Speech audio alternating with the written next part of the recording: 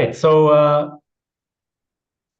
welcome to the third event of our public conversation series, South Design's Planetary Futures. I'm excited to introduce today's panelists. My name is Kenny Coopers, and I'll just say a few words first about the series before I hand over to Laura to introduce the speakers. South Designs is part of the Swiss government-funded project Governing Through Design, which supports critical and creative research on how design intervenes in everyday life worlds and planetary politics. And within this initiative, we have launched a call for projects to explore how design, when thought and practiced from the South, forges futures. To this call, over 150 teams from across the world responded, and a scientific committee helped us to refine our conceptual approach and to select the projects. The 6 teams who were awarded funding have been working for just over a year now, and the link in the chat should give you an overview of these projects and the teams behind them. Seppo, if you can attend to that. In our opening roundtable at the end of September, we had Paulo Tavares, Jennifer Gabrice, and Michael Uemedimo, who talked about where, what, and how is the South and the planetary, and about the contradictory roles of design in social and environmental change. Today's conversation starts from the perspective of the migrant worker, with the question that Françoise Vergès starts in her recent book, Decolonial Feminism: Who Cleans the World? So the central question today will be, what does planetary ecology mean from this situated perspective, from the life world of those often displaced and in the process of making home? And this question frames the work of the Re-Imaginations project team, who discussed their ongoing work with diverse migrant communities in Morocco, where they foreground Black and Indigenous ecologies in practices of adaptation to what is, unfortunately, often hostile environments. And this project team will be engaged by scholar, activist, and cultural producer Françoise Vergès. And together they will sketch out in a conversation what I hope is the ecological imaginary that is rooted in decoloniality. I'll hand over now to Laura to introduce our celebrated speakers. Wonderful. Thank you so much, Kenny. And again, welcome, Françoise, welcome, Jemo and Maud. So we have a double team today. I would first like to introduce Françoise Vergès, who is a decolonial, anti-racist feminist writer and activist. She received her political education from her activist parents and the people of Réunion. And after working as a journalist in feminist publications in the 1970s, then in odd jobs, she held a PhD from Berkeley and has worked as a professor, as an independent curator, and as a public educator. She writes extensively on the afterlives of slavery, colonialism, and the current politics of extraction and dispossession, racial capitalocene, the decolonization of the museum, and decolonial feminism. Welcome, Françoise. We are very honored to have you. Françoise will be in conversation with Jemo Odoy and Maud Hussein, who are part of the Re-Imaginations team. Re-Imaginations is an ongoing arts and research project that questions narratives and forms of life experienced and invented by migrant communities in Morocco for their speculative potential in order to imagine collective solutions to current pressing issues on social justice, on radical ecology, education, urban mobility, and indigenous knowledge. And they will be able to share much more with us in a minute.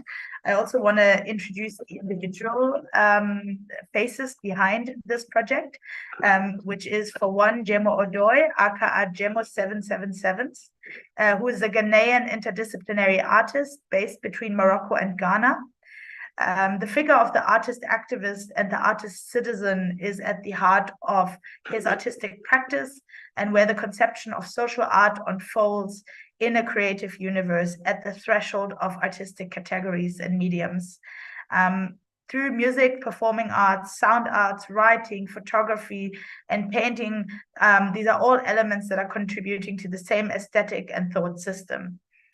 And yeah, Gemma, welcome. And you know, your work has already been presented at many personal exhibitions. The latest was the Re-Imaginations exhibition, which you held at Mahal Art Space in Tangier, Morocco, which was also part of this project, and which film snippet that we will be able to screen right now is also testifying to. And secondly, I want to welcome Maud Vergès, who's an independent researcher and a curator who is based between France and Morocco. And her research has focused on the question of the making of the city by artists during the 60s and the 70s in Morocco, with a particular interest in the modes of exhibitions in public space, as well as in the visual culture applied by and for the city. And Maud was also the curator of the exhibition at Mahal Art Space. So both Gemma and Maud can attest and can relay some of their experiences. So in terms of how today will proceed, we will first give the floor to Gemma and Maud to give a bit of an opening statement, and then also show some of their video work. And then we'll invite Françoise to come in and give her response. And then we will be engaging in a more conversational format. For those of you who've joined us in previous sessions, this is not a traditional lecture format. It is a conversational format, and you will also be able to, on an ongoing basis, put your questions in the chat.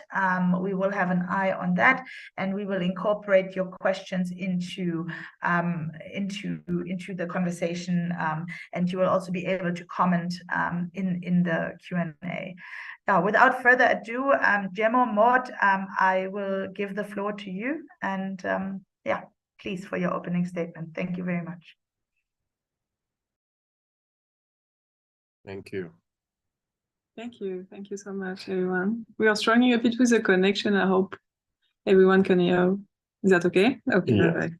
Okay, thank you so much, Laura. So yeah, just briefly to talk about a bit the Re-Imagination project again.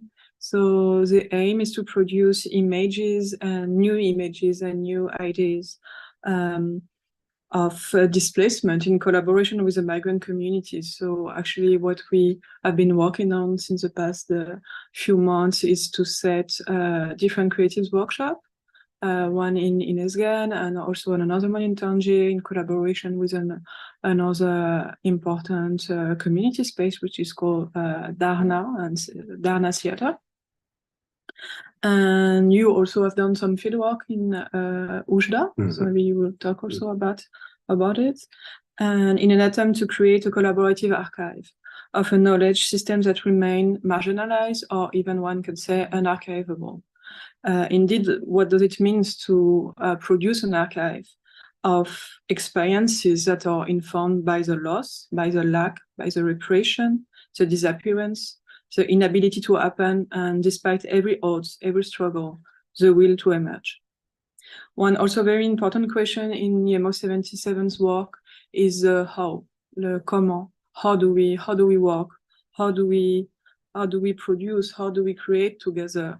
The collaborative aspect is very important in your work. It's a medium à part entière. It's a medium like other artists are going to use paint or clay or sculpture, or you use collaborative as a medium to produce art, which is a bit at the basis of your work.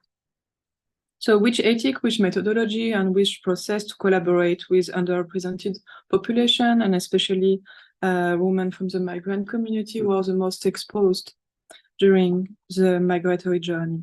So again, the methodology, the process play a key role in your practice, which is informed by the collaborative, by the participatory. One of the first outputs of the project, as you said, Laura, was the exhibition at Mahal Art Space in Tangier in May 2023. And Mahal is funded and directed by the curator Noha Ben Yebdri, which is also the partner of the project. And another partner of the project is Alekma, which is also a very key actor on the migration fields Are we frozen? Is that working? Okay.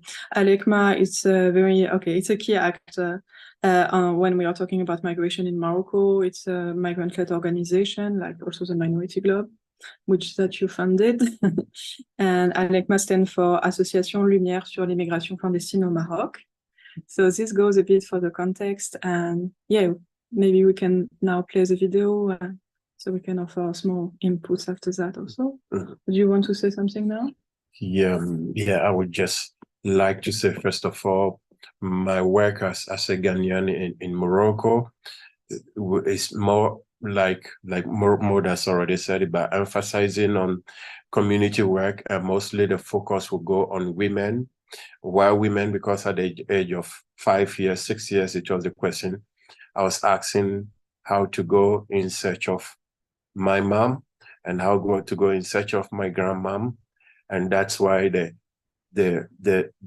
matter of female presence of a woman in my work is constant and everywhere I go. And so it's not like I'm coming from the academic field where I have a load of information, but there's more like learn by doing. It's a lifelong learning, which I'm still on the process. So I'm more interested because most of the time, which will come up in as the conversation goes, most of the time I hear what kind of training do you have to work with women? And so by asking that question of I'm going in search of my mom, and that's my personal business, and that's why women issue becomes part of my research, my field work. And so always at the gaze, always looking out, always observing how people are treated, how myself treated, how women are treated. And I don't pretend to defend women because they are stronger than me. So women can defend themselves, but just observing. I wanted to understand why what happened to my mom happened to my mom. And so I have to be studying the life of women and to understand. So that's why every time in my work, it's very important. It's community work and mostly women in front of my work.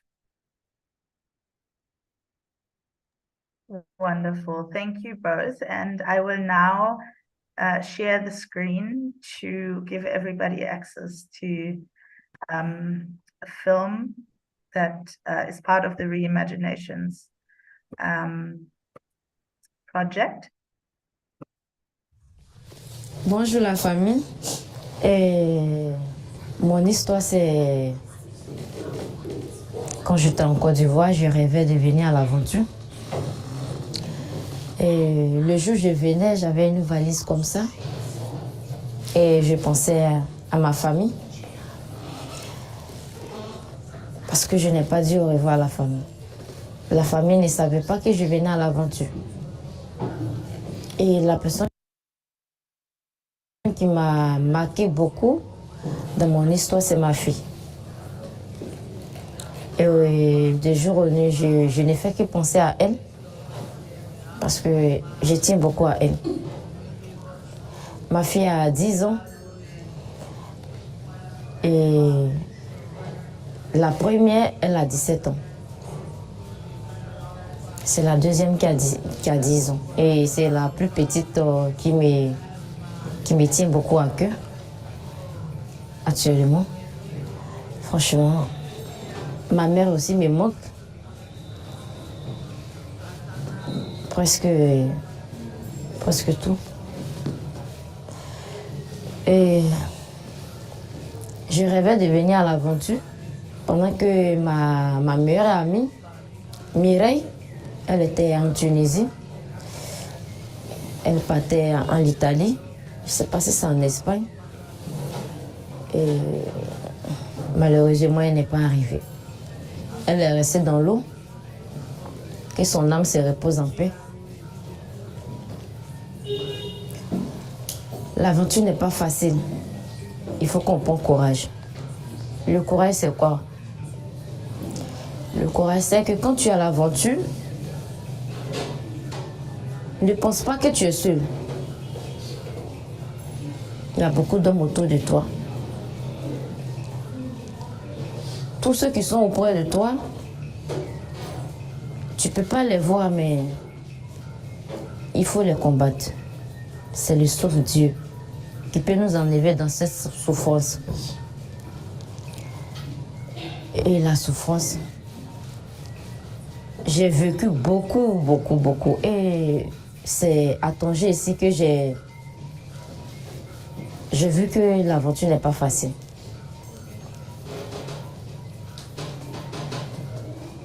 De jour et nuit, quand je me couche, c'est ma fille qui vient dans ma tête.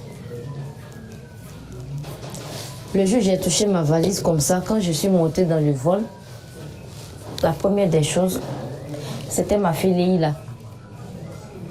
Elle m'a dit, maman, je t'aime beaucoup. Et ça m'a fait rappeler beaucoup de choses. Le 1er janvier, c'est elle qui était dans mon téléphone. Et franchement, je n'arrête pas à penser à elle. C'est ma mère qui m'a mise au monde, mais je pense beaucoup à ma fille. Mais je lui fais un gros bisou, ma mère. Et tous ceux qui m'ont soutenu, je leur dis merci, je les encourage. C'est toute mon histoire.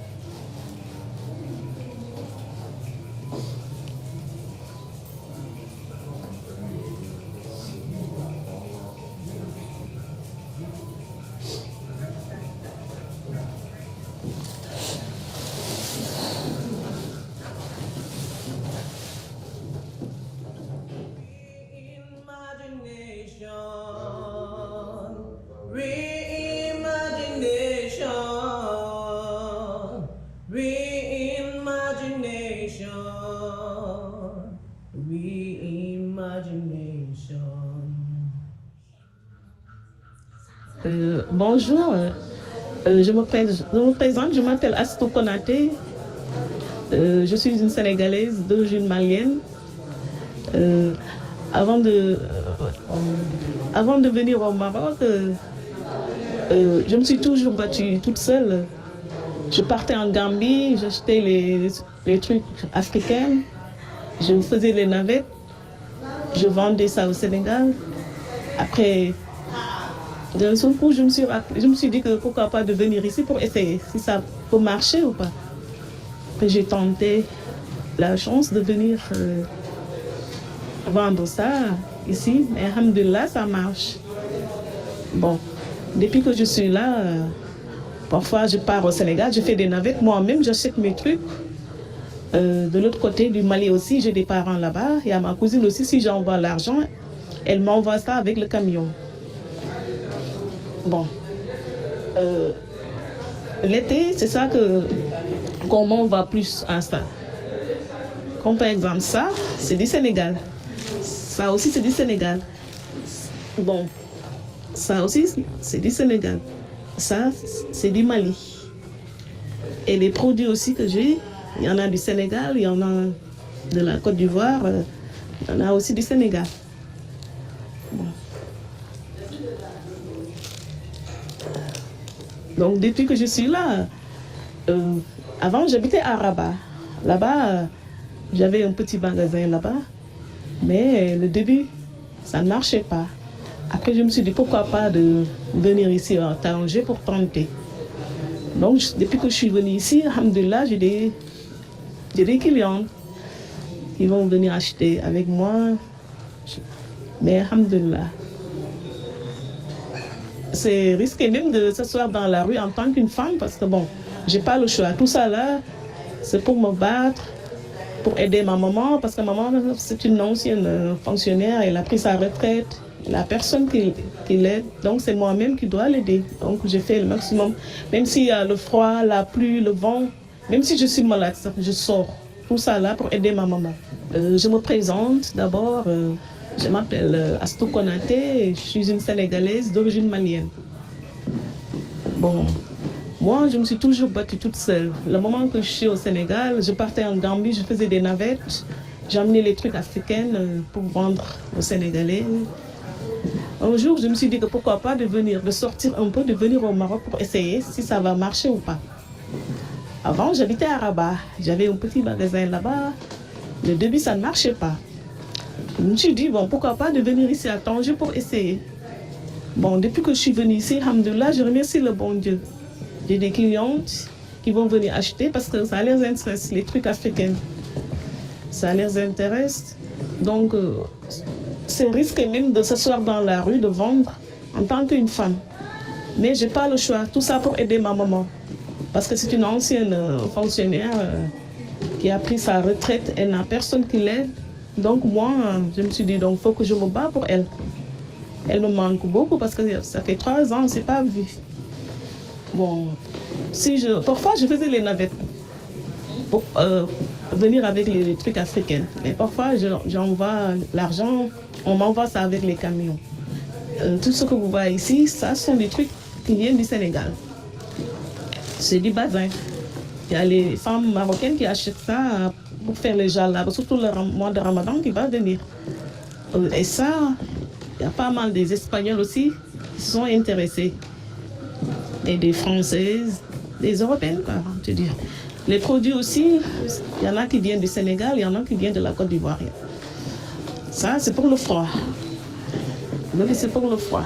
L'autre, c'est pour enlever les taches, tout ça là. Il y a le beurre de karité aussi qui vient du Mali. C'est bien aussi pour les peaux sèches, les cheveux secs qui sont abîmés aussi. Mais alhamdoulilah, Dieu merci.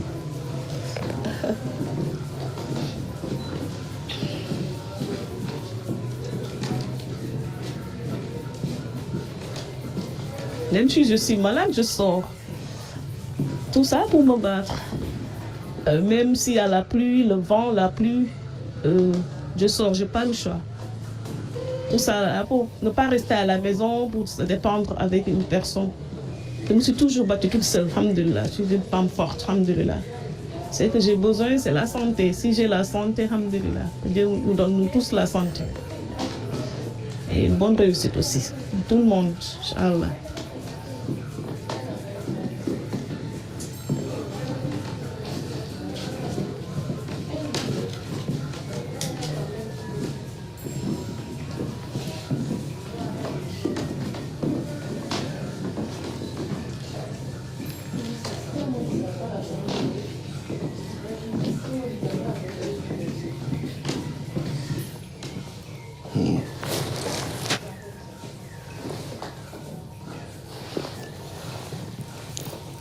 Ça, c'est mon essence. Ouais. Et le frère qui m'a donné ça, il n'est plus aujourd'hui. Il est mort à une frappe. Quand on voulait tenter pour entrer à Septa. Il est décédé à cause des militaires. Ça fait déjà peut-être 3 ans aujourd'hui. Que jour pour jour, même son corps, on n'a pas pu trouver. Il surnommait ce frère qui est mort. Son nom c'était Stéphane.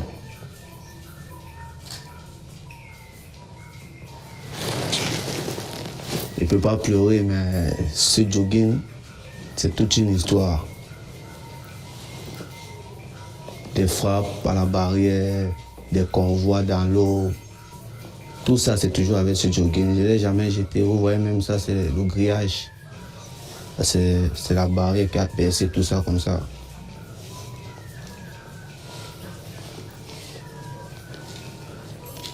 Il n'a pas pu le jeter parce que je me suis dit, avec ça, je vais toujours penser à lui.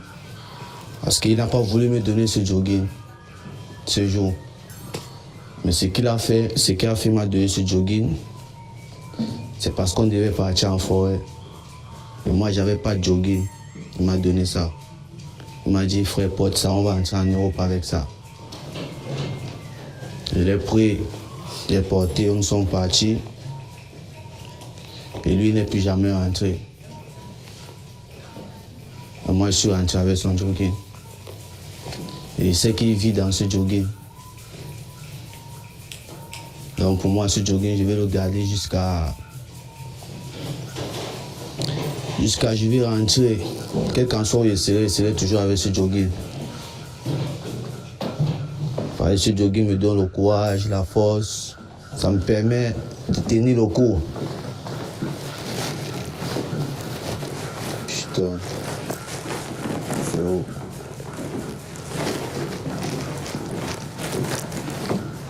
peut pas oublier ce jour.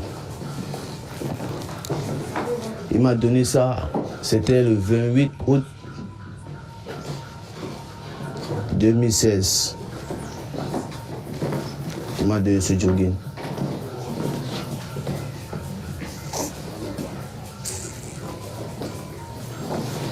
Je ne peux pas t'oublier, Stéphane. En ce jogging, tu vis, frère. Et tu m'as donné quelque chose. J'avais plein de trucs, mais c'est le seul que j'ai pu garder. Qui donne un sens un peu à mon aventure. Malgré les choses du pays que je suis sorti avec, que j'ai perdu et tout. Et sinon, c'est juste ça. Et j'espère vraiment que je vais arriver avec pour pouvoir le plastifier, l'accrocher. Parce que ma maison, ma future maison, ce jogging sera accroché. Accroché pour pouvoir le montrer peut-être à mes enfants. Qui sait? Alors je médite tous les jours pour mon frère Pachito, que son cas divin soit vivifié.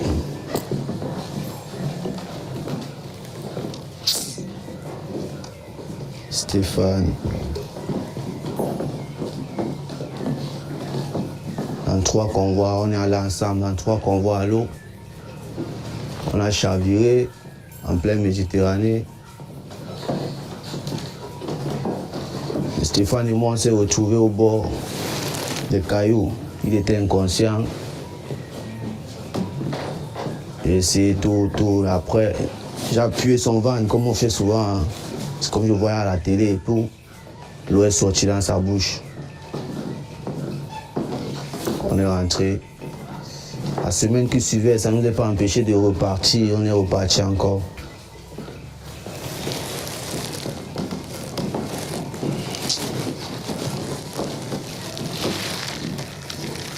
On a vraiment tout fait pour que son corps sorte, mais pas de trace.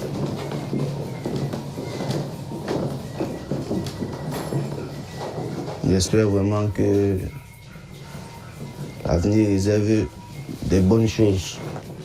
Parce que sa famille m'a demandé si je peux chercher un caillou, que je vois son corps, je pose juste le caillou sur son front. Et puis le caillou, je le renvoie au pays. Mais elle a dit que c'était impossible, parce qu'on ne voyait plus le corps.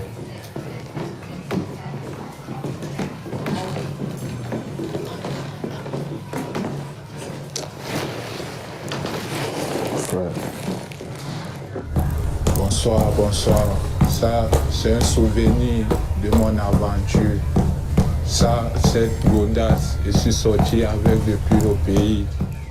Oui, c'est une offre de ma daronne, la maman que j'ai aimée, que j'aime toujours autant. Celle qui a été mon père et ma mère. Donc aujourd'hui, quand je vois ces baskets, c'est la seule chaussure qui peut me remonter. Et c'est ça qui me met la présence de ma mère auprès de moi dans ce dehors. Donc j'aimerais aussi en retour lui récompenser de tout ce qu'elle a fait pour moi. Bien sûr, c'est pas facile, je suis encore dans la mer, mais j'espère que ce souvenir va me tenir à cœur et ça va plus me faire penser à ma maman et multiplier les efforts d'améliorer ma situation de vie. Donc, pour elle, je serais prêt à faire du n'importe quoi pour lui sortir de la mer.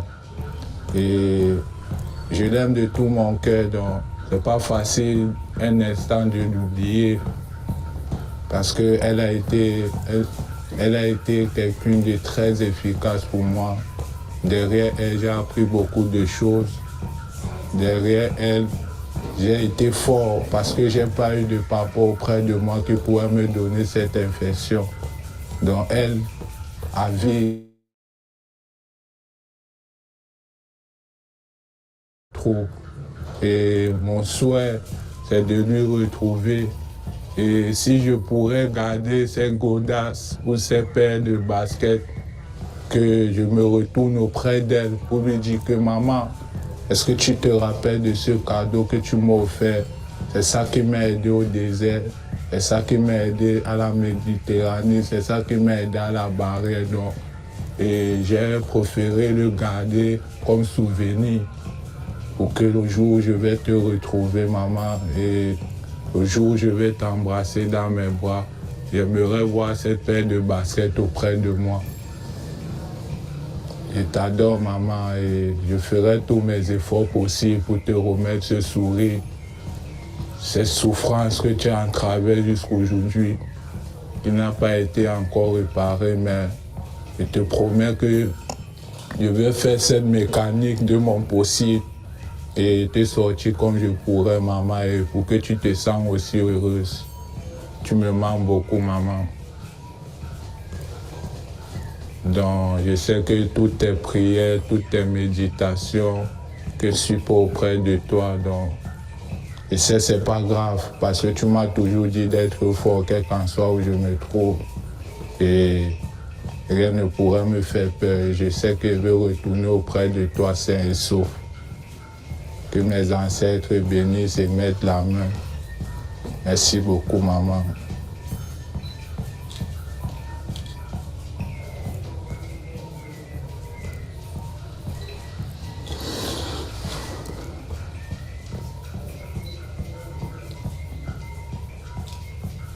Bonjour, je m'appelle Sorel Latifa.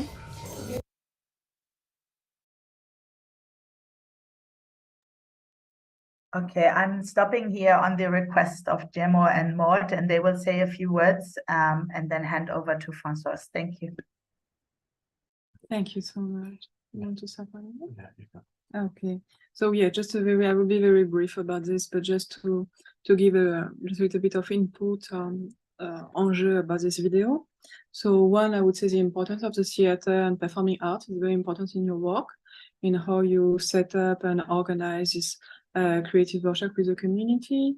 References for your practice, for your theater practice is mainly about the theater of the oppressed, Augusto Boal, and also as a pedagogue, Paolo Freire. Mm-hmm. So maybe this is also something that you want to talk about. And the second aspect that maybe I will invite you to talk about it also about the objects, right? Because every persons invited in these videos, they are carrying an object with them, and their testimony is about this object that has been symbolizing and has been very important for them to their migratory journey. So yeah, I was wondering if you can explain a bit about this. Yeah, well, I know there will be more questions in the group. Like you mentioned earlier on, Augusto Boal or Paolo Freire. Yeah, this is, I mean, it happens that you're already doing a work and you find references, like reading the colonial become my references, because when you are dealing with the academics, they want you to give them references. They just don't want you to come with this, your oral education, oral tradition. They believe in what is written on a paper. And I prefer not me writing, not to make mistakes. Mistakes means maybe I would think a research is ongoing, right? So if you write something about it, if you write a thesis on it and it happens, it's not complete, like it's been more than 20 years, I want to write a book about my story. And I'm like, no, wait a minute, I have other brothers and sisters that I don't know. I have to wait till I meet them, till I see them and talk to them before I can even go by. So for fifth time, I have to always abandon the book because I was afraid of not saying everything, you know. And so it's the same way with the work we are doing. This comes from my point of view, and I take all responsibility. It does not come from the viewpoint of others. It's within my angle. And so, yeah, this is reimagination. Why not individually? Because we are in a classroom, and we have different way of thinking. Some think very fast, some think very slowly, some with traditions, some with education, home education. So the way of thinking varies, but which the system does not give us. But in my research, I have this freedom of taking my time to observe things. Mostly, my time is limited according to the concerning the means of finance I have. But when I have it, nobody is left out. Whether you can speak, you can speak. Whether we can understand each other or not. And so I'm from Ghana, and you will see that majority of the participants on this particular project were Francophones. And because we could exchange, I wouldn't go out to look for Nigerians or Cameroonians or Ghanaians, but then I would work with a Francophone. Are they not here? They are here. Some are visible, some are not at all. Ghanaians are not at all visible. They are in the kingdom, but not at all visible. Nigerians are really, really visible, and they are somehow independent. Cameroonians are becoming more independent because when it comes to the creative sector, they've been seizing more opportunities now in the kingdom, then followed by, so I'll always work with, and it depends on what kind of region, because the situation, the migrant population vary within regions, within sectors. There's a place you go and you see a lot of them, diversified, and there's a place you go, you only meet Senegalese or Cameroonians, or and so on. That is why the work is this way, but I'll give the floor to, I'll leave it, I'll give the floor to Françoise Vergès, and I think the rest will come within questions and all. Yeah, it will come, yeah, I prefer through questions, yeah.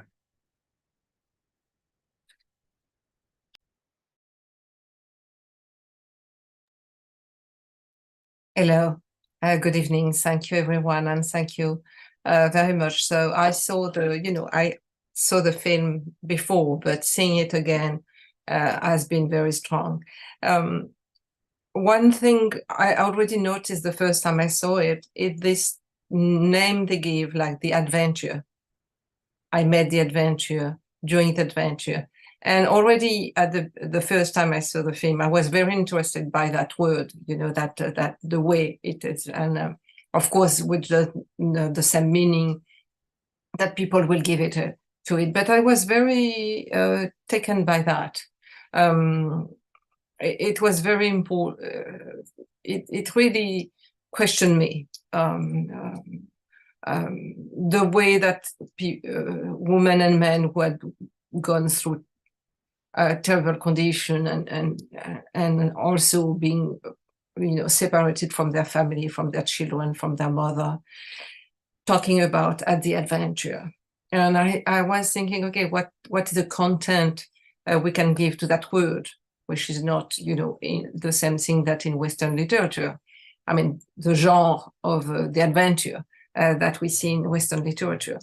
And the fact that for me, of course, their journey is a journey of incredible courage, strength, and solidarity.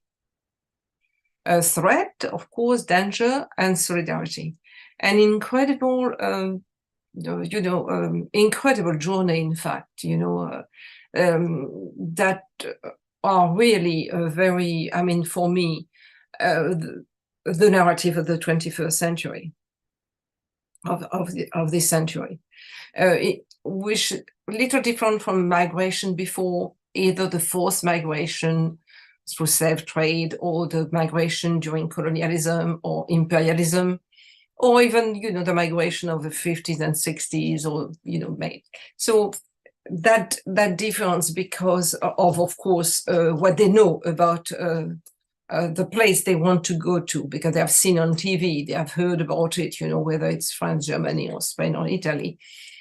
So it's not the same thing when, when people did not know where the ship was taking them. They were told that they will arrive, I don't know, in the Caribbean or in the Indian Ocean, but they had no idea of where they will land. And of course, they don't know exactly where they would land. I mean, the idea, the image they see on TV or whatever will not be effective in the reality. But nonetheless, it's different. And I thought that, in terms of the narrative, because you were talking about image and narrative, that it's really another theory, if to use that term, of life and making life and imagining life. With the longing for the mother, the longing for home, and at the same time, the making of home where we are, because you need to make home wherever you arrive. You need to also hang on a souvenir, whether it's the shoes or the pants of a comrade or a suitcase. there is an object that that represents that. So the way in which object represent memory, not in the same way than in Western museums or in a shop, but in the investment, the total affective investment in that object, and that object that remain in, that can still be touched, whereas in a museum you cannot touch the object. The object become a dead object, something. Where this is, of course, because even in the museum the object can be invested with some memory, but you cannot touch it anymore. It's dead. It's away from you. That one you can still touch it. You can, effectively, and through either the pants of Stefan, this young man will remember his comrade, or the shoes, the mother, or the suitcase, and through, different things like that. So that was, for me, extremely important in terms of reimagination. And at the beginning, you talk about, the importance of women, and how the women,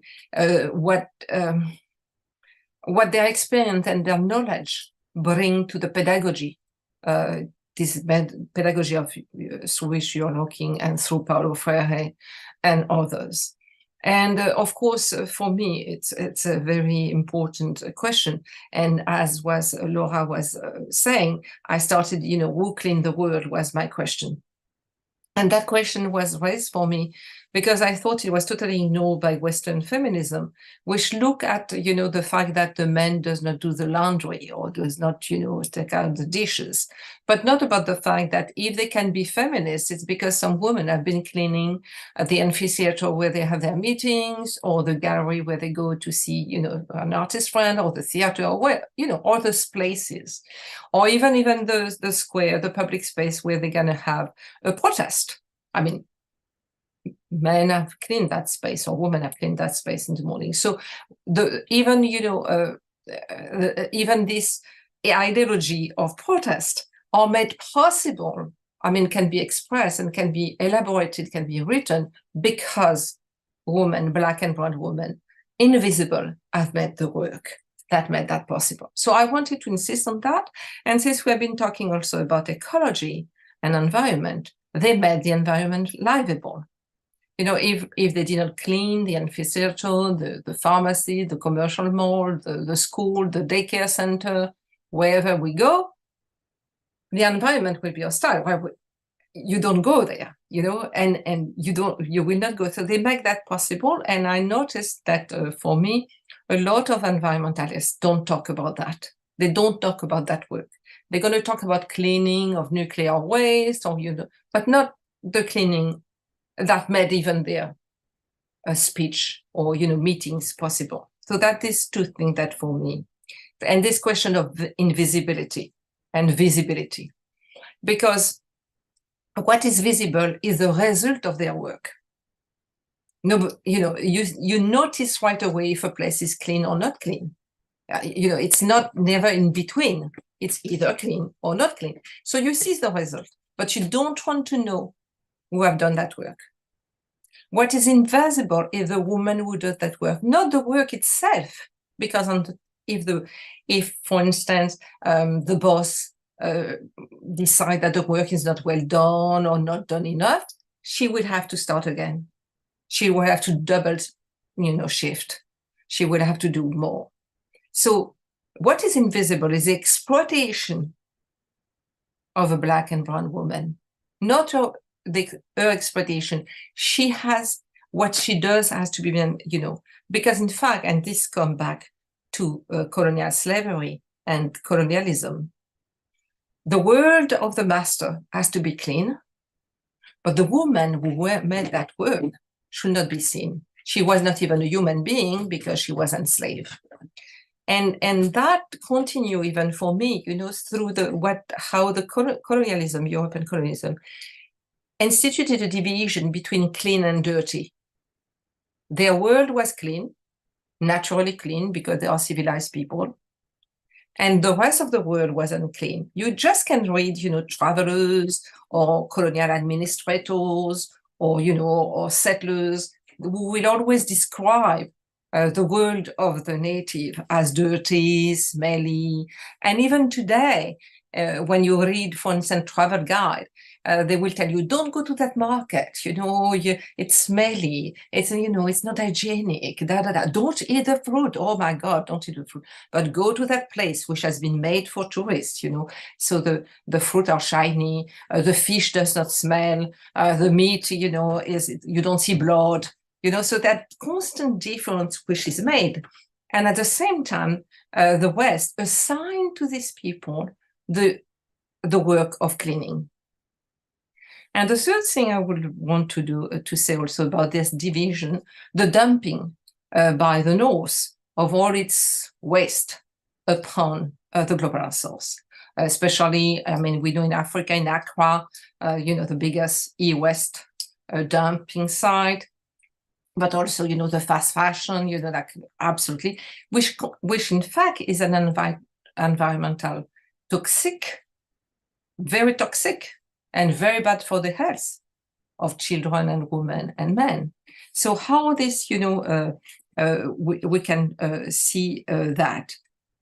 Also how through that, because you were talking about, how women teach us something, and they also bring in the world the specificity, if I may say, of bodies. Women have needs which are different from a male body, whatever, if we don't want to go into essentialism of, biological essentialism, but nonetheless.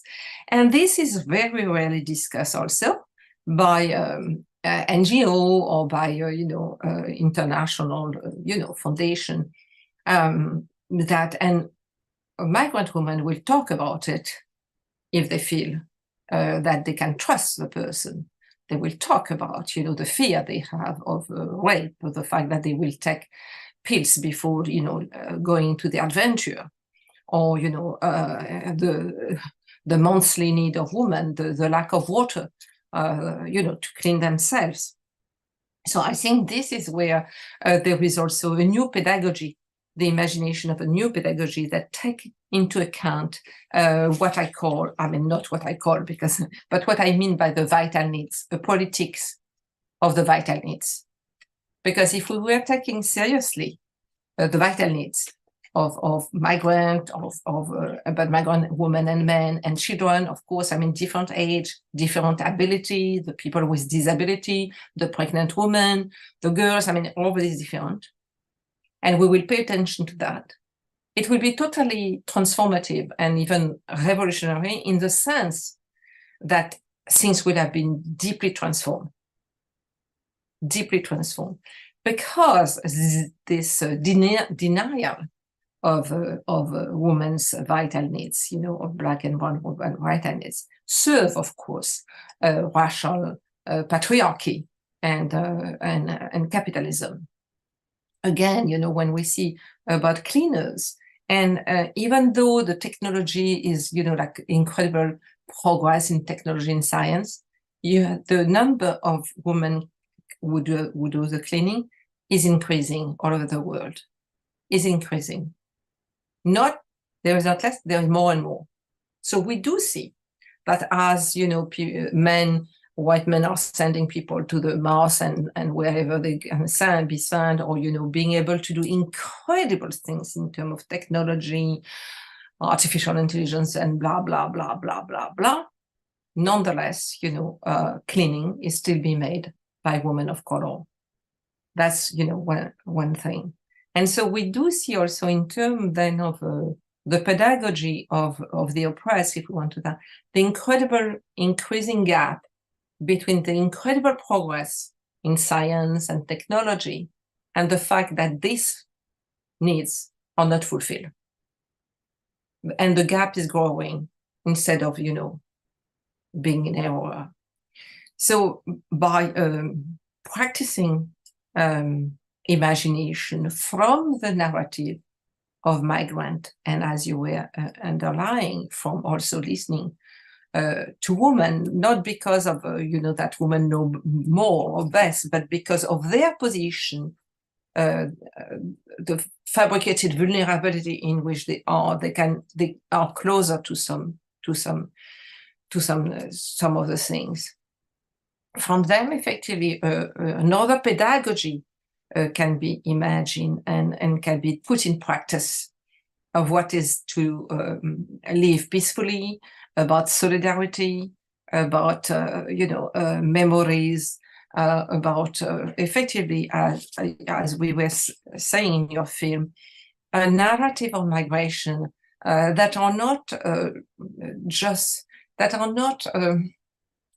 the kind of narrative that is expected by state or by NGOs, that you have to insist on the suffering or insist on some trope that the West can understand, or whatever violence, but about especially what it is, how you build new connection, affective connection, because you're away from your family, you're away from your children, and so you need to build some connection. You cannot be alone, so how they teach us the incredible importance of relation, that you cannot do it alone. So against the incredible individualism of the West, of the capitalist West, they teach us again of the incredible importance of relation, of intimate relation, of relation of solidarity, of relation of being together and creating, a site of solidarity and memorization. So in the reimagining, the reimagination that is being done, what your work is with migrant is offering, I will say, that new, that how do we teach again, how do we learn again about that need of social relation, and how, in a very deep criticism of individualism. You cannot live alone. That is not true. That is not true. So it's not just about, poverty, escaping war, but about that which is, which capitalism want to destroy, want us to be isolated from each other. So I think that a very strong, that absolutely fundamental today. The content of that social relation as effectively the basis, the foundation of living together in peace. Wonderful. Thank you so much, Françoise. Guillermo, Maud, do you want to respond immediately? I do have a few questions around the solidarity question, but I would give you the opportunity to respond first to Françoise' rich offering. Yeah, she just ended up with something that talks to me a lot, the separating the family, because to build up the system starts from the family. And to dismantle the system is to dismantle it in the family by separating father from mother and then children from parents. And then you create a conflict where each person we hate each other because we don't understand our parents, and then our parents don't understand each other, and which is what has been done to the African family anyway. And that's why most of the time I'm interested in working with the women, because most of the time, and the more and more I would talk to, I will find new ways of approach and new ways of working, which is being questioned every day. Am I doing the right thing? Is my approach appropriate? Am I checking up with academics? Am I following the law? The way I talk to, can I touch a person when I'm talking to the person, whether regardless of gender? Can I just hold their shoulder, which is in the African tradition of talking to somebody, tapping on the shoulder, but in the Western tradition, it could be something different, totally different. Which means when you come to Ghana, you see the 7 colors of the kente. In the West, it might be translated into something else. something else. And so am I doing the right thing? And if I'm doing the right thing, is it valid only in Ghana, only in Morocco? Is it going to be valid in the West? So it's a lot of questions we ask each other. And following migration, most of the time, it's a dismantled family, broken families, broken homes. And so that's why I'm more interested in African migration to the West. Because I think if something is not broken in the family, nobody is going to leave home. The solid families will secure visas and they will go away and study, and when they are done, they come back. But those who cross the desert, majority, I mean, if they are coming from a war zone, you have educated ones with them crossing the desert. If they are coming from normal places like Ghana, where the economic distant structure is falling at the moment, it's totally falling. And so then you should be expecting a lot of Ghanaians coming, which is the case now. When Emigito started, I'm like, they're going to come, and they start coming, although they don't come on our way. And the same thing you have in Nigeria, when there's a kind of something happening in Nigeria, it could be political, then you have a bunch of people coming. And then since the Libya road became more terrible, more horrific, and then everything is coming on the way of Morocco, you know, so you should be expecting people coming. But then if you have the term, which is the guest, reimagine the way we approach, we reimagine the NGOs interviewing these women, men and young boys and men and young women and ladies come in, and you are like deciding what they have been through and not really talking to them to know what they have been through. You know, I mean, this is what is happening. We have what our notion of things, and I'll put it this way: you know everything about me through what you have been taught about, and then I know all about you through my spiritual knowledge. Through my spiritual knowledge, I can tell what I know about you. Through what you have studied in the universities, in books, in documentaries. And so if you have been told a lie, but the knowledge I have about you is spiritual, it says everything. And so no matter what you say with your books, you have written that somebody is trying to help women, and we are like, everybody, okay, they are all going, they should be having a gender issue, there should be war, the women should be maltreated, should be beaten up. We are not saying it's not the case. Most of the time it's the case.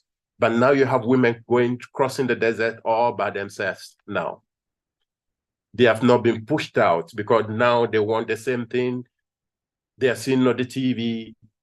One or two friends have gone and they have succeeded and they are going. I mean, not only with Francophone women, I have a project again that's with the association, which is called, not the association, the project we did, the Nigerian women. Circle of Care. Circle of Care. Circle of Care was with a Wisconsin University in the States. And so we've been doing this project for 3 years, I think, because of the COVID, we stopped it. So we have PhD, master's degree students and which PhD professors coming in and then coming to meet these young Nigerian women who are mostly from Edo State, who have horrific stories, because we know when they get to Italy, Spain, and France, and the UK, we know what happened there, and they'll be sharing their stories.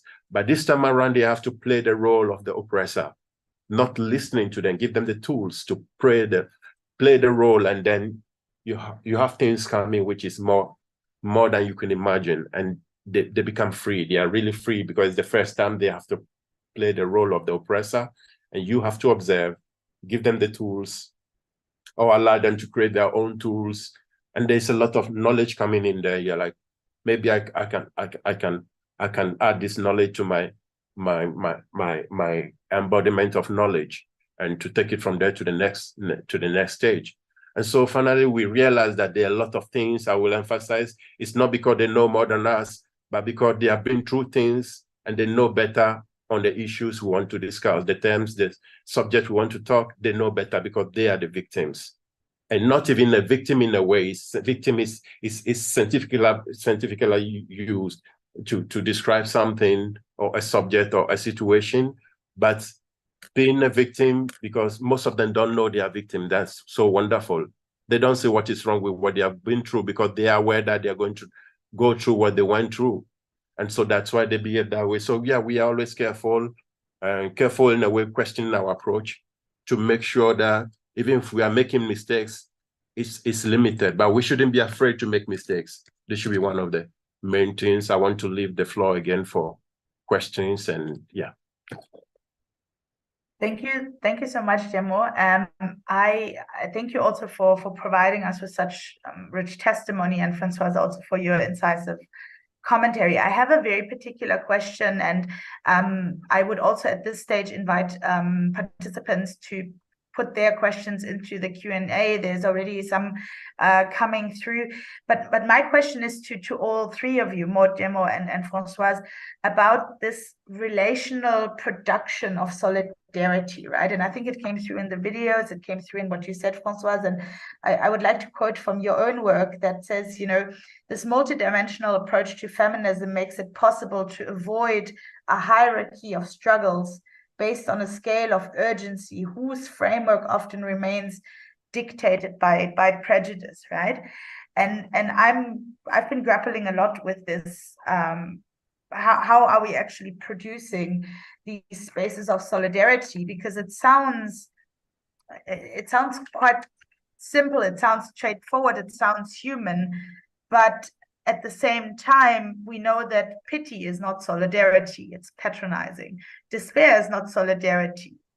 It's the same way, right? Solidarity is the kind of present that costs you something. And this is something that I've taken from a wonderful page called Black Liturgies, right? That I can really recommend. It was sent to me by a colleague recently. So this question of you know, what does solidarity cost us, and who should it cost, and how reimagination works as an act of solidarity, but maybe also to highlight that it comes at a price, at a planetary price. And I don't know if I articulate this correctly, but maybe you can respond to this notion of how do we actually live and produce these planetary solidarities that it requires, also in a kind of feminist caring approach, right? It's the circle of care, right? How can you draw this circle of care? What are the steps? And I mean, I'm not looking for a manual here, but you know, some reimagination. So I don't know, Françoise, do you want to give it a go, and then we hand it over to Jemo again? Very quickly, you know, I think solidarity is something that is constantly being worked. I mean, it's not established once and for all. Has to be nourished, has to be reworked. There can be fatigue at one moment, and so you have to start again. It's not a given. It's not a given. And then also, what kind of solidarity? You have also to be careful of not wanting to do good, and then not listening to what people want, because people may want what you don't, your first things, oh, I need to do that, and so on and so forth, but this is not what people are expecting. I give a very, very, very, very quickly an example. Years ago, there was a call for boycott of a T-shirt coming from Bangladesh because of the woman being exploited and so on and so forth. Okay. And I asked the people who contacted me, the feminists who contacted me, is this a demand from this woman? They say, no, but we think it's a very good, you know, action. I say, but if this not a demand from the woman, why it's like to feel good? So we don't, you know, because of course we can think, oh, their salary are, you know, not good and so on and so forth. But do we pay attention to what these women want? And perhaps even, you know, this salary for in your eyes of Western women is very low, but for them it still allows them to send their kids to school or, you know, different things. And what they want is like the freedom to unionize, to put their own demand, what they want, you know, to forward. So, you know, this was a feel-good things, righteous things, kind of like solidarity, but in fact it was paternalistic and you know, even, you know, colonial kind of things. You know, we know better than these people, what these people need. So solidarity is work.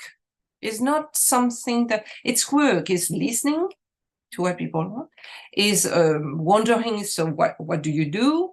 And always looking at your own position. If you're in the North, you will always be more privileged and on many levels.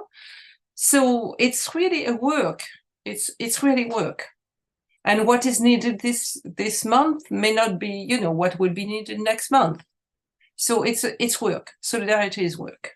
Solidarity is listening to what people demand and work. And then also, what can you do in the North to stop something that is unfair, totally unfair, because you have this position, and what people, you know, in their situation, whereas it's, you know, in the North, for instance, in the migrant camps, or, you know, what they need.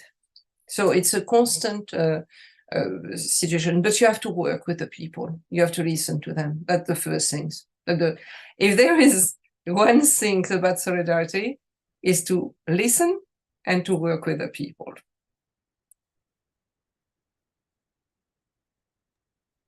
Thank you. Jem or Maud, do you want to come in? Yeah, it's very beautiful what Françoise just said, which is work and listen, which has been the main approach of the way we work on this side.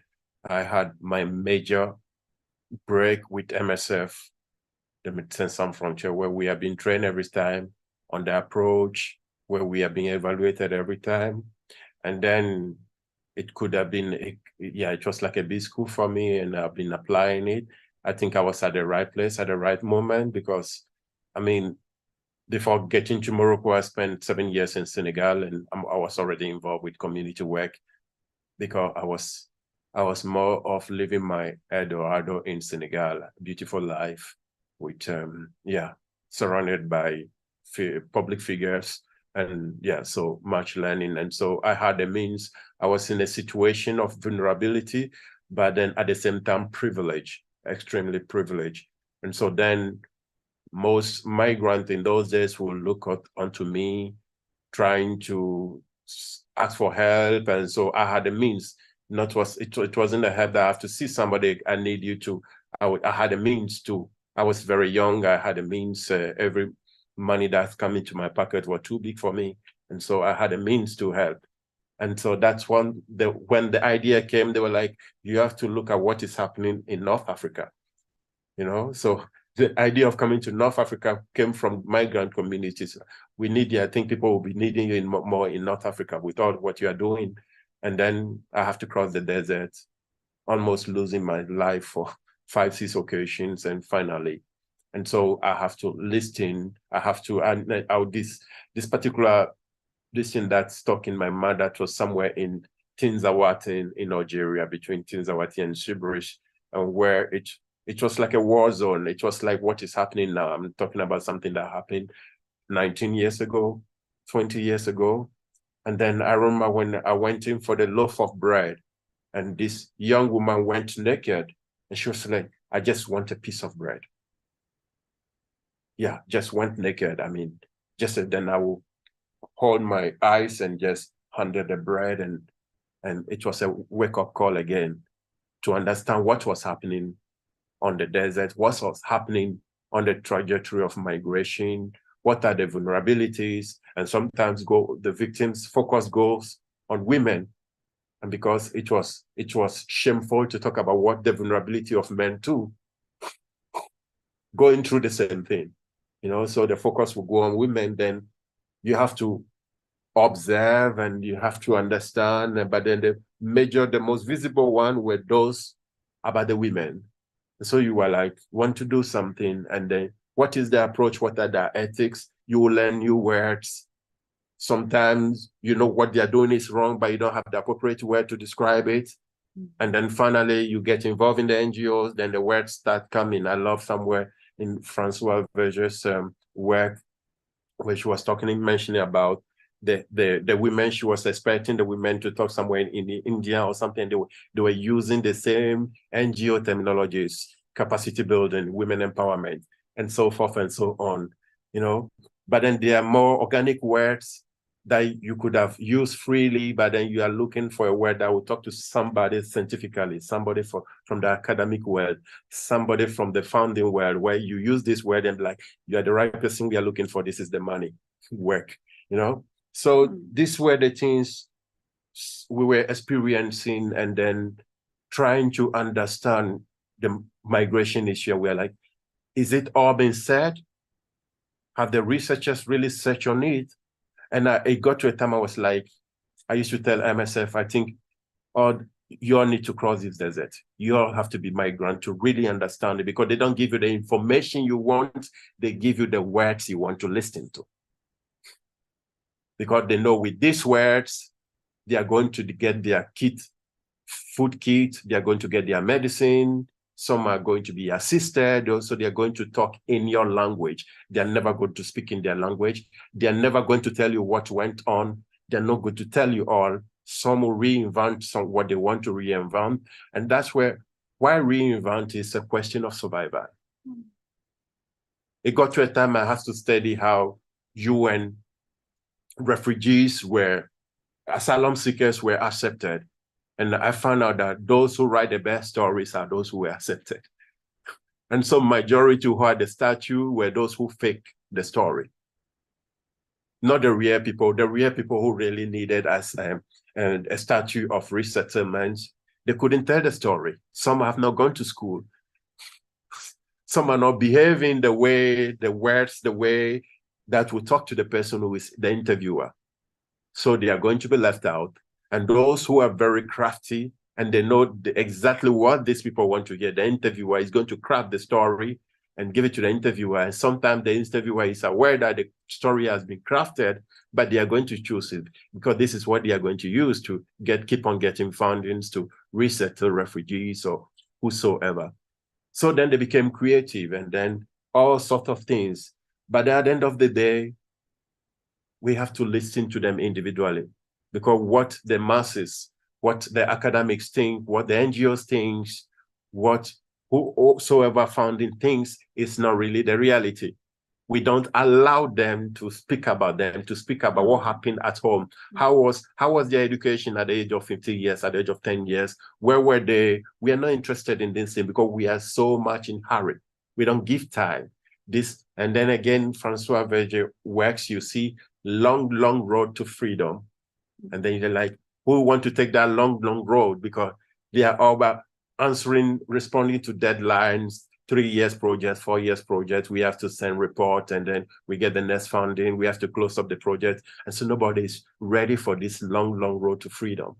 And then so everything is going to be make up because that fits in the capitalist system. So they are going to make up things just to go to the next work and then the next work and then the next work. And then when you are reimagining, you have to be ready to take this long road to freedom.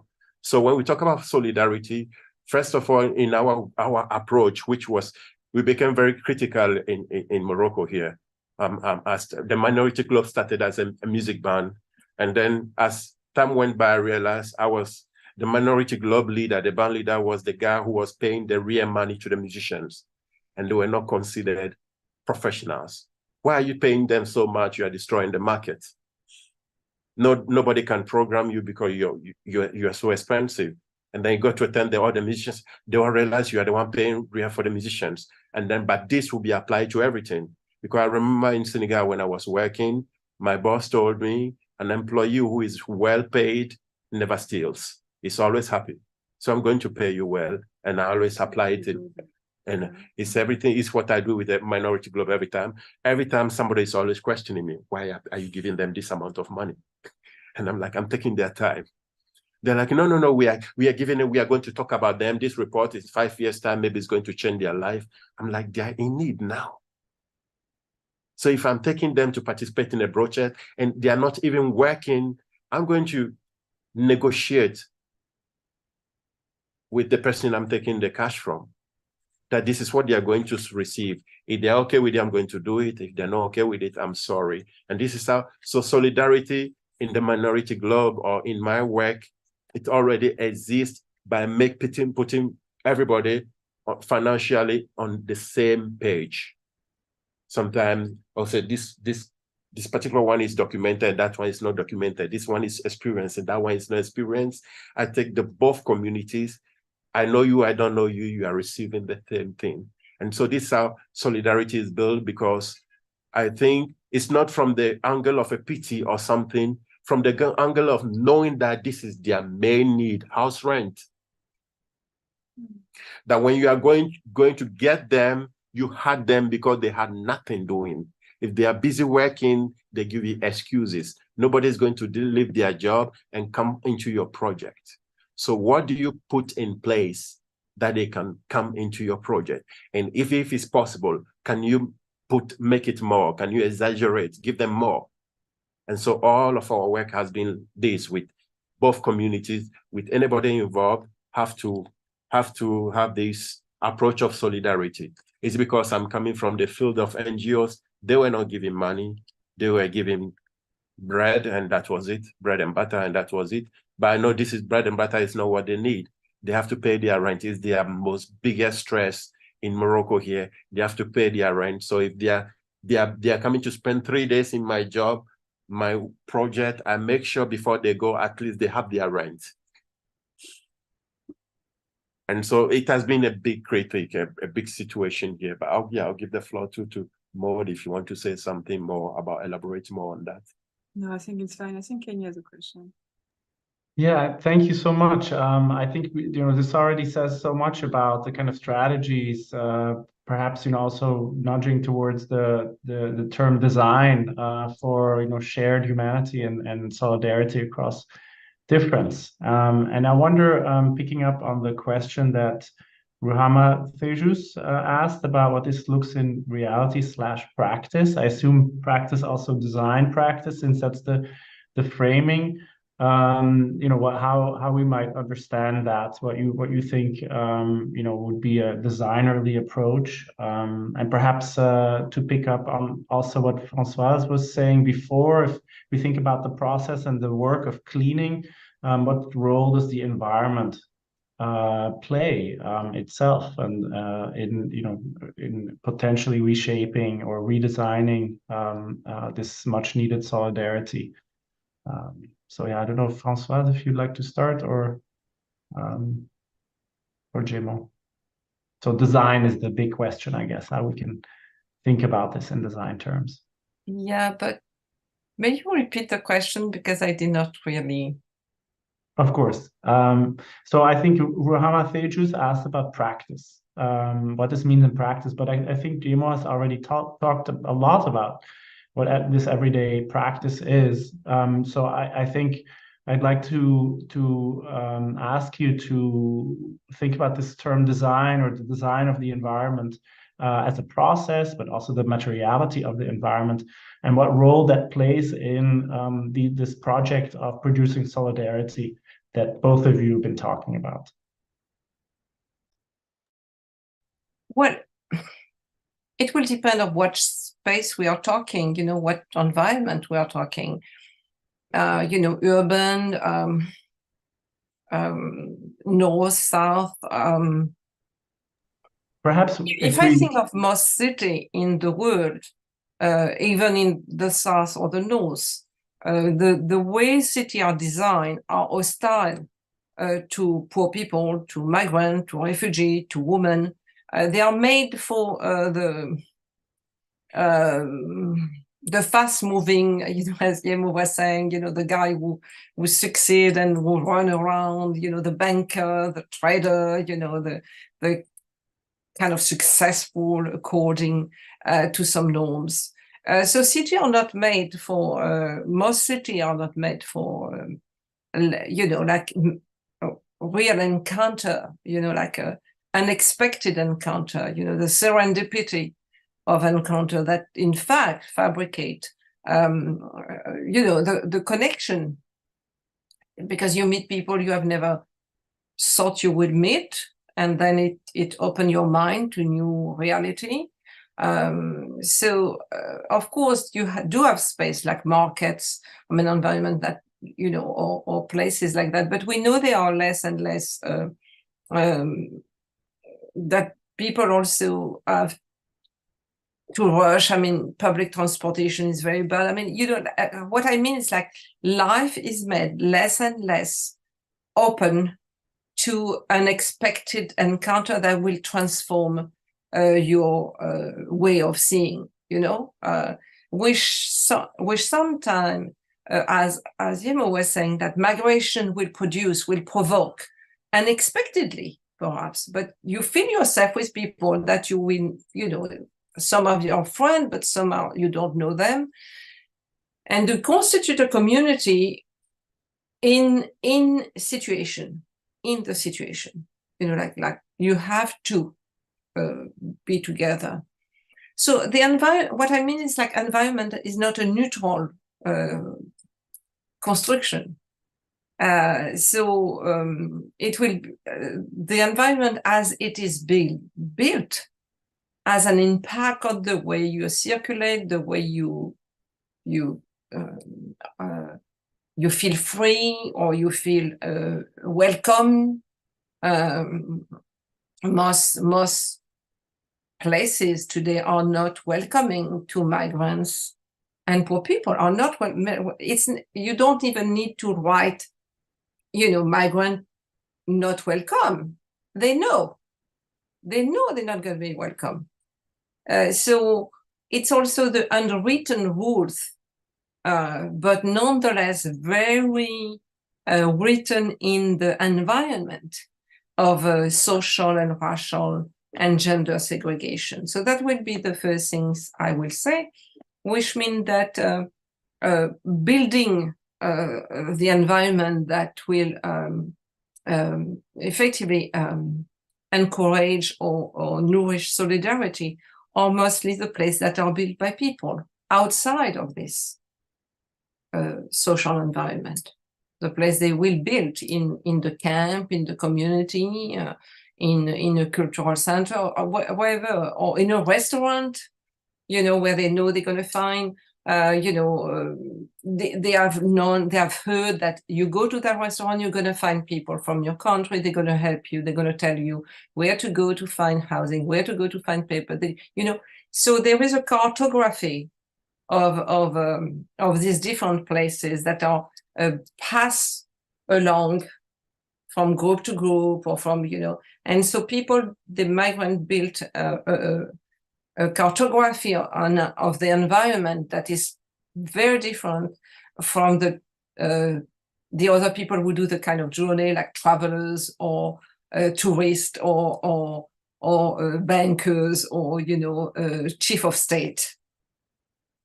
So when we speak of the environment, we have to clarify which environment we want to look at, and how we will map that environment, and we will map it with the people who live in that environment, who have constructed that environment, and outside of the norms of you know, the city for the successful people, whatever that means, in fact. So that will be, and so the practice will be different. For instance, you know, as I say, people will know, go to that square and you're going to find, you know, in a lot of city, women, for instance, cleaners, because they know that you can go to that square and they're going to find other women with whom they will be able to chat, you know, to exchange and find themselves. So they break the isolation that is pushed onto them. So they built, an environment is being built by this link of solidarity. You know, it's go to that hospital, they will receive you, you know, they will not, go to that places, go to that restaurant, go to that bookstore, wherever, you know, they want to go. There you will be well received, you will be welcome. And avoid that place, and avoid that one, and avoid that place, because in this place you're going to find hostility and there are, you know, toxic environments, so avoid them, because you don't need to be humiliated and attacked and insulted. So perhaps Yimo and Maud, if I can, you know, I think Françoise gave this very powerful general response. I'm wondering if you could reflect on the many experiences from the people you work with, to think about what that might you know, practically mean in terms of, you know, reshaping environments, everyday environments. Thank you. Yeah. You want to start? No, you can start. Okay, I have just very two small comments and maybe you can build on this.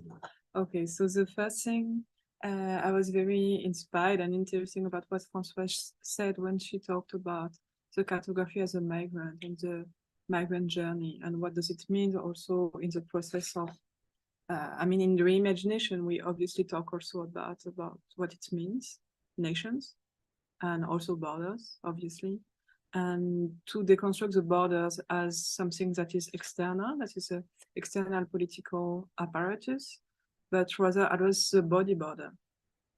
And what strategy the migrant communities are using to shift this paradigm from external to internal, and from exogenous to endogenous knowledge, to move the border lines with their own body at an extreme cost and effort, of course, but what can we learn from that? That would be also a comment of question of borders. And about designing environments. So one thing also I found very interesting is this incessant cycle of ephemerity of something qui est éphémère, and an incessant cycle of making home. You call it like makeshift home, right? Makeshift home. And there's also this question about designing environments in places where time and space are abolished. I'm talking about the desert. You often say this, you often say there is no time and space in the desert. There is no time and space in the forest. You can stay here forever, or you can stay one night, but sometimes one night seems like forever. There is no time and space dans les camps de rétention. There is no time and space in border town. So yeah, I find it very also powerful to also, as Françoise said in a book, to make a shift in this linear temporality that is pretty much about the time we are using in the Western world, but to talk about temporalities that are bursted, that are prospective.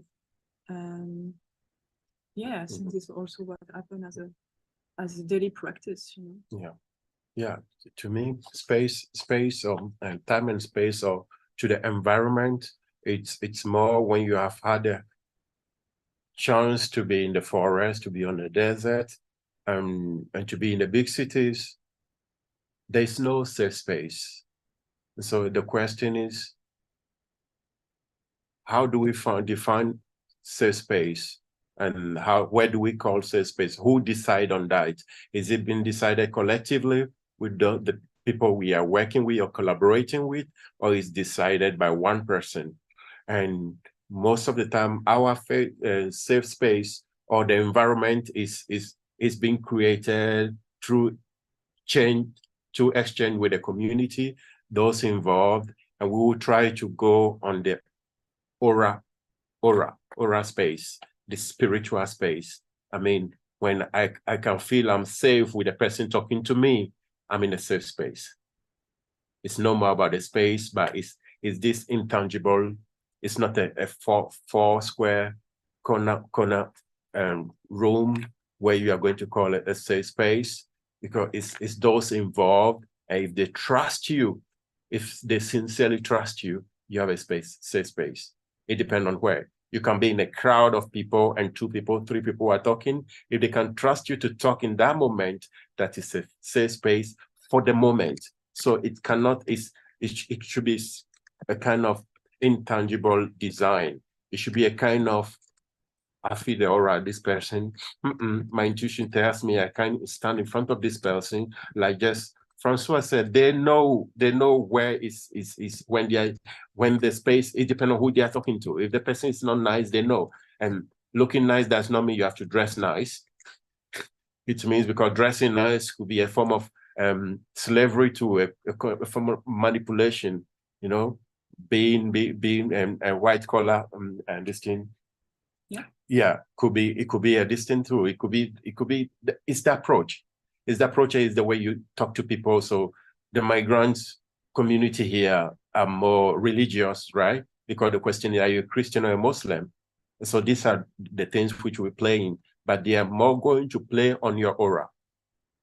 They are more going to play on your approach, the way you talk to them. They can easily figure out a bad person. They don't need to spend a week with the person. They can feel it. And before they come to you, the same way researchers will go and question a lot, ask people questions. Is it the right person we give the funding to? They're also going to question the community. This guy called me, that woman called me for a project. Do you know the person? So these are people we think they are not educated, but it happens that maybe in their process of oral education, they are more smarter, more educated than us, because they're also quite going to investigate about you before they come to you. And so if one person has been heard, two people have been heard, they have been warned before they come to you. They already know something about you before they come to you. And so safe space is questioning, listening, and being neutral. Neutral even is a form of manipulation, be genuine. These words that we are so much afraid of because we want to be great. We want to be great, so we are afraid of being nice. We want to be great, so we are afraid of saying nice words that will be taken for some cheap person. But these are the things that they are going to read on. They are already fragile, and so they don't have this PhD, this master's degree. They have not sitting in a big university. Some have never gone to school. So this is what they are going to play on. And if you have that, they're in a safe space. If you don't have that because you are more educated than them, the way you dress, the way you talk to them, they are going to say bye to you. And this has been our synthesis recently on a different project. Organic Knowledge is a big project for the minority globe. And I met the community. Every time I meet people I don't know. I mean, we have a partner association on the field, and we got there. They have not been able since a month. They have not been able to get people on board. And I'm like, okay, I'm going to use my last card, which is done mostly. So, and then comes on board, and then you listen to, and they say, we had a problem. There was a young researcher who was a student from Sub-Saharan Africa. He has studied here. He's doing a program on PhD, but the way he approached us, we didn't like it. Are you a PhD holder? We don't want to talk to you. And I'm like, no, I know what you mean. I know they are repeating what the West has been repeating, you know, coming and I have questions. I have a few questions for you, and then the pen and the legs crossed, and then counting, and then taking, and then when they've got enough information, ciao, ciao. And so this is what these students are also repeating here. Mostly they'll prefer them because they look Black. So they'll be like, okay, they know better the community, but they will repeat the same thing of the oppressor. They will do it more because we are not those who cross the desert. We are educated. And so they are going to exaggerate. I mean, just a few days ago, somebody called me, want to see me, you don't want to give me name. If you write me on WhatsApp, the first thing you do, you have to give me your name and everything. Why? If you don't give all these things, you are suspect immediately. So, but then I was like, oh, it's somebody from West Africa, from like me. He's riding all the way from Europe. He wants to talk to me, but he was not giving me. So immediately we met. I'm like, okay, I'm not going to close the door. We met, and finally, I'm like, the next time you do it this way. It's not because you are living in the West, so you have to repeat what the West is doing. I mean, we are working on this field for decades. So this kind of behavior would not be accepted. When we are approaching Westerners that you can do this, you can approach the migrant this way. These are people who feel very, very vulnerable. First of all, you are educated. It's a form of oppression. Knowing that you are educated, knowing that you are coming from a privileged system, knowing that you are speaking good English, your French, they are already oppressed. So find this way of common ground and approach, and this common ground we will always play. And they know their worst oppressors are those who look like them. It's not even the person who does not look like them. So most of them have been in horrible situation, rape and other things. People like me in a creating the minority group in a position in what they will call power, in a position, have been misusing them, their trust and everything. So they have to question things. They have to know that they're the right person. And the best way to do it, they do it with aura, the way you talk to them. And this, we don't give a lot, because who gives the knowledge never pay for it. I mean, this is what happens with researchers. They come and give all the information. You are not even mentioned in their thesis that you were the one who did the job and not them. They did by writing, just listening and writing. And so even this, we don't give all, we give limited information about, but there's so many mechanisms. You have to be a human. If you're not human, they will see it. They play with orals. Maybe they did not sit in classrooms, but they are very, very smart. Thank you, Jemo. That there's been so much here on, I think that we all need to also take to heart in terms of research ethics, but also that solidarity is intersectional, right? And privilege is intersectional, right? And we cannot just determine it by kind of one denominator. It's not only race, it is class, it is gender, right? I mean, we you know, I think what you described is a powerful case for the need to look at each individual in a very intersectional manner and how they engage. But I would like to draw two questions together also, because, you know, this will likely be kind of our last questions. And one is about a question that Fabian Kanapka asked about Françoise' notion of life, which has made less and less, or has been made less and less open for encounter. I think what you said now already is about, you know, the possibilities for how do we continue to create these encounters, and how do we shape these encounters. And then Georgia Manfredonia has a question also about the notion of reimagination, both as imagination as abstract, but also how they are closely related to tangible and material aspects of society, and maybe also how you brought this into the exhibition through symbols such as the suitcase, and then maybe also lastly around, and this is maybe my own kind of commentary around the idea of decentering design as something that is maybe not anticipatory, you know, it's that is not proactive, but that needs to be more relational and attuned to deep listening. But yeah, those two questions, if you could address those by Fabian and Georgia, and I would like to give Françoise the floor first, and then Jemo and Maud. Would that be okay, or Françoise, should they go first? No, give the first to Jemo, okay. and okay. so I can rest a little. Okay, no, fantastic. The floor is yours, Jemo and Maud. Yeah. So yeah, I would like you to re-emphasize on the question. Yeah. So there are these questions of, I guess, how can we continue to create spaces of encounter? This is kind of one, given all the issues with borders, bordering, embodiment of borders. And then the second question is around the materiality of reimagining. And I think your film shows some powerful artifacts that are used as the kernel through which to remember, through which to reimagine. And Georgia is basically phrasing it, and she's phrasing it in a beautiful way. She says, imagination and imaginaries are something that has to do with the future. But what we see also in the movie we watched is that imaginaries of the past, the present, and the future are closely connected because they feed on memories. They materialize in the present through a series of practices that serve to construct futures. So I guess it's a question of the temporality. So it's a lot of questions, I guess, folded into one. So you can also, as you use this as your kind of closing statement, if you like. You want this? Okay, that's what we're on mute. Sorry. Yeah, to me, it's also a question of methodology, which is something that maybe I think is very also important to broad up, like So we talk about what nations mean to you, right? Nations, like in this reimagination, we have nation in the bracket. Mm-hmm.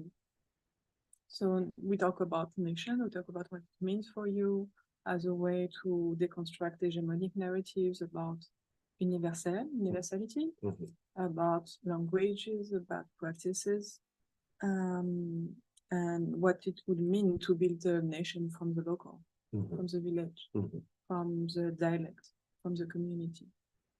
And imaginations, we talk also about this, like in this exercise, which I find it always very stimulating to define the terms that you actually use. So imaginations, what we discuss also about is how in the creative workshops, the methodology we are using, to me, is very important what you have created also in terms of practice and methodology. And, you know, the way you kind of select in a way the participants, how do you work with them, and how do you brought them to their own imagination? Because something also you told me that was very important is that for some people they don't have access to this imagination because it's a day-to-day life, and your state of fight and flight. You're in situation of emergency, and as like Georgia, right? As she said, imagination is about the future, but what there were some people, there was some person from the Magan communities, they don't access to the future in a way. Yeah, they don't access to the future because knowledge has not been accessed. I mean, most of men and women, or women and men who cross the desert, cross it because they couldn't access knowledge. They couldn't access knowledge, and they're like, okay, we are going to the West and to access knowledge there. And so the whole thing of how to reimagine something possible is by experimenting what is already there. Because experimenting what is already there demands a long road to freedom. Means long research, not researching, not working with deadlines, but then have this broad project which can elaborate between 3, 4, 5 years, that you have time to understand really, not jumping from one project to the other, so that we have time. It should take maybe, instead of a week or 3 days to make contact, we should take a month, 2 months, 3 months, and talk to people. Talk to them and to understand. Talk to them in the way you question and listen. More questioning and less talking, and then it comes. It permits you to sit down and listen to the need of everybody. The need could be just in silence when somebody isn't talking. It's a need where we can look at what is happening. Because when you are with a group of people and somebody is not talking much, with my experience, there's something wrong somewhere immediately. Not wrong in the form of a man way of thinking, but something is wrong. We can define what is wrong, but something is wrong. It's because maybe the person cannot speak English or French, or maybe the person cannot read and write and feel the person could be judged, or maybe sometimes because, and this work has been done by most researchers, anthropologues, and I'm like, okay, we give you pen, we give you paintings, we want you to paint. To them, it's judgment. Asking a migrant person to, can you draw something for me? Just draw something. Immediately they feel that you are ready to judge them somewhere. These two things, write something, even the intellectuals, those who can write the first question, somebody want to manipulate me here. And so you keep asking yourself, what would be the best way of approach? Maybe the best way of approach to go with something local, something that talks to them, but not me. And then I'm going to be interested about your home, where you're coming from, where you are born. Not even about migration at all, because one question can answer another question. So maybe 90% about you, about where you're coming from. And while I'm telling you about you, I'm telling you about me. It's not me sitting down listening to you because you are not a TV that I have to listen to. You are a human being. You are not a radio. You are a human being. So it should be a conversation like we are having now. So have real conversation where the power structure is dismantled. We are on the same level. And so in this way, I would do it in the way I dress, in the way I approach this thing, the way I address, the way I approach them is to dismantle, first of all, the power struggle, even my power struggle structure, my power structure. Oh, he's a musician, he's an artist, he's more privileged, he travel more than us. And then that is break. Then there's a space to dream, and you put them in your dreams, you put them in the way you see things, and allow them, even if it's not valid for us, the way they see things, the way they can imagine things, it should be valid, because we still learn something. It teaches us something to get to the next level. So we shouldn't go with an agenda. We should open and make it a safe space and ready to listen. Thank you.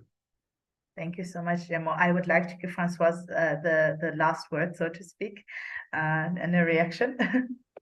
Well, I was thinking that, you know, what a migrant can bring in terms of imagination, can offer in terms of imagination and challenging the nation, especially at a moment when Europe is getting, and Europe, I mean the North, not North America and Europe, are becoming fortress and justifying killing people at their border.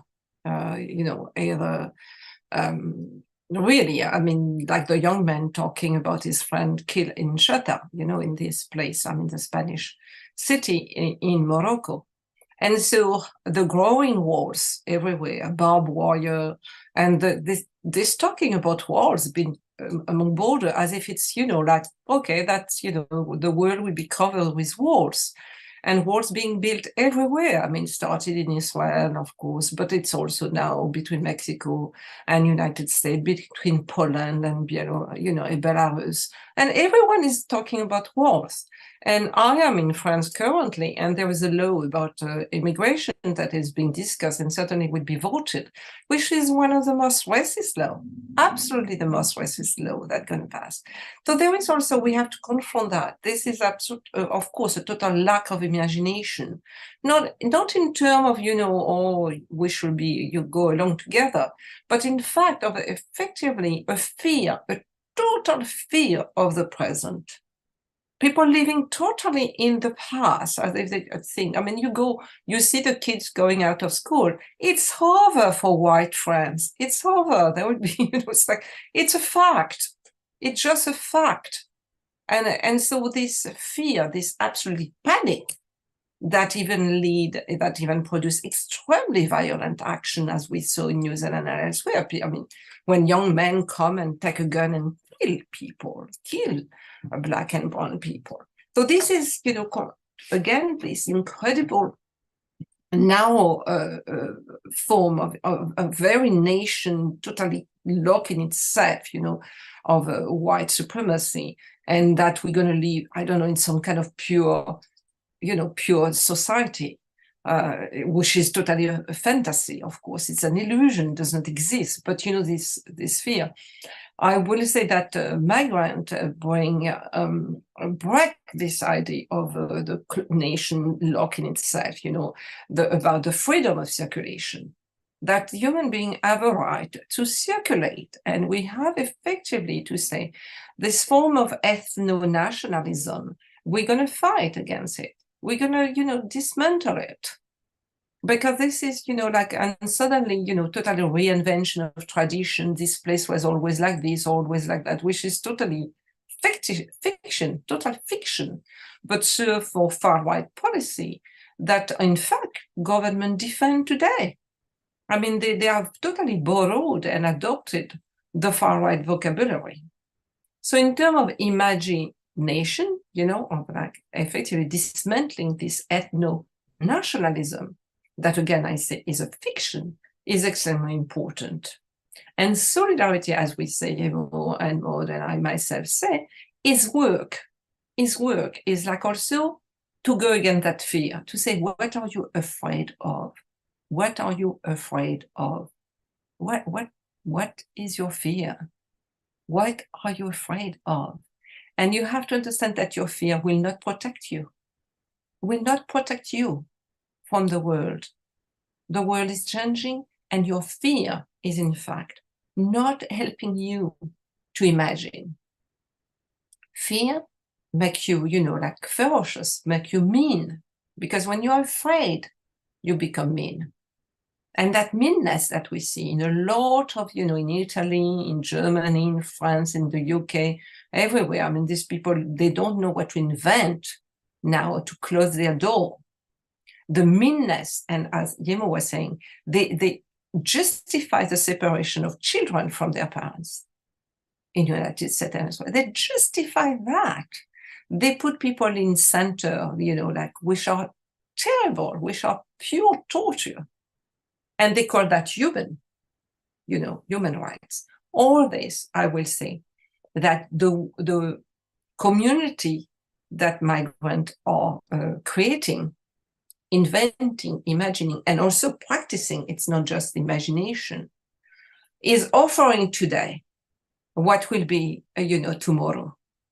That this imagination of a world that will be post-patriarchal, post-racist, and post-capitalist, and that will rest on people living together in peace. Because for now, the North, and it's a lie also everywhere, is also offering us permanent war, either by bombing people, or the war on the poor, letting people die in incredible situation. I mean, again, this inhumanity and this dehumanization, what is brought with the pedagogy is a broad pedagogy of humanizing the world. Because the world is not yet fully human in the sense of living together and living with also non-human species, plants, animals, the river, the water, the ocean, rather than having a utilitarian approach to these things, They have to serve. So we will destroy the sea, the river, the lake, the animal, the plant for the enjoyment of a few. So this is also, I will say that, for instance, because there was evocation of the desert. There will be also perhaps what is a desert when you have crossed it, not as a soldier, not as an explorer or all this blah, blah, blah about the desert, but as someone who crossed it by foot and understood why this stone is here, why this mean that, why this mean that, and a reconnection with a nature that is being said to be hostile, and but then an understanding of that. The way also they will cross a forest everywhere, in what is supposed, what was called Eastern Europe, or the mountain, and an understanding of that. What is this land from which they have also to survive, and with which they will survive? That is become a companion. The forest, the desert become a companion, not just they have to go through that. So I think this is incredible, effectively a very important source of imagination and inspiration to fight against this incredible destructive ideology that we are confronting. It's an ideology of death. I mean, so many people are dying every day in the Mediterranean, in the mountain, in total indifference of this. And on top of it, they invent incredible laws to make it even worse. And in the name, and in the meantime, they talk about human rights. This is not humanity. This is not the humanity. So it's not just their universalism is a lie. Their vision of what is humanity is wrong. Because for them, the humanity is just themselves, which is really that of the world, right? Very tiny, tiny, tiny, tiny amount. So this, there are, Caribbean philosophers who say that we are still to be human, in the sense that the way the West presented the human was in fact utilitarian approach and inventing, race difference and race hierarchy.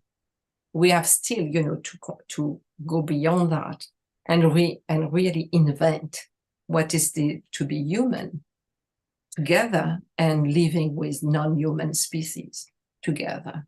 And so that for me is this practice And I want to say that this is already happening. It's not something for tomorrow.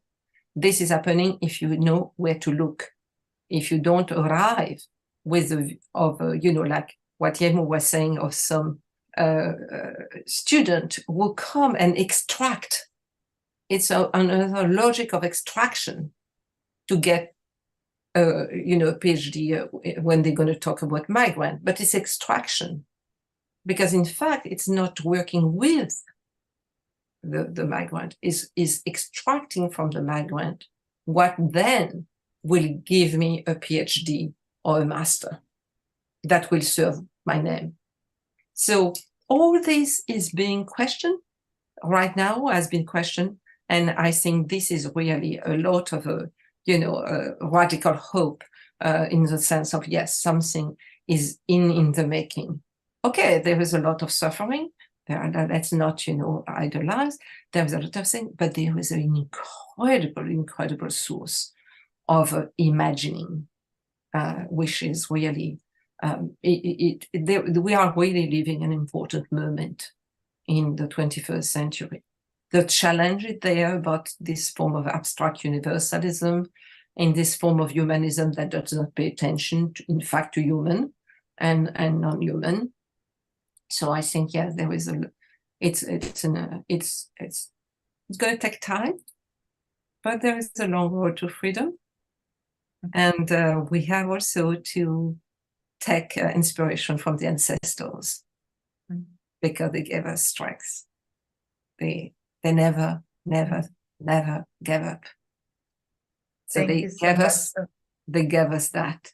And so we have to live up to it. We owe them to live, because they fought, and the world they gave us is that world of imagination. Thank you so much, Françoise. Those were very beautiful, incisive final words. Unfortunately, we have run out of time. I mean, the rich testimony, the conversation between you could have gone on, for much longer. And we really thank you for your honesty, for your candidness, for your frankness, for also putting the finger on the wound and on the problem, right? Designing humanity rather than humanitarianism, right? So that is really, we thank you greatly, and I will give the final word to Kenny now. Oh, actually, I didn't want to speak, but I thought you raised your hand. Sorry, no. All good. Just to thank you also from my side. This was incredibly illuminating, and I love this conversation. I hope we didn't go too much over time for our listeners on the other end. We'll see each other hopefully in a few weeks from now for 2 weeks' time. Yes, on the event. 28th of November for Rural Futurisms in conversation with Jermaine Barnes, which is also going to be a very rich conversation, around different modes of building with the earth, with mycelium in rural South Africa. That's a kind of our geographic base for the next talk. So you're all cordially invited, and we thank again our participants for today, and yeah, wish you a wonderful evening.